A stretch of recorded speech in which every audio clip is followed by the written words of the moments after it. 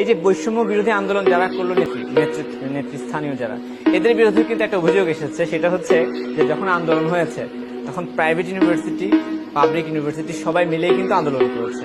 যখন public university, let me correct you, private university, public university, মাদ্রাসা সবাই মিলেই করেছে। সি আপনার কোয়েশ্চেনেও বৈষম্য।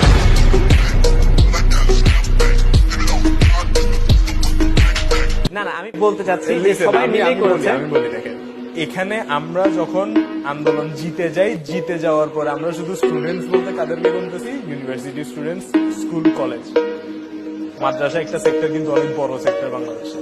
তারা নামছে রাস্তায়, তাদেরকে আমরা কোথাও বলি না। সাধারণ মানুষ তো নেমেছিল, সাধারণ মানুষ নেমেছে, এটাও কিন্তু সবখানে হাইলাইট, সবখানে প্রত্যেক নিউজে হাইলাইট।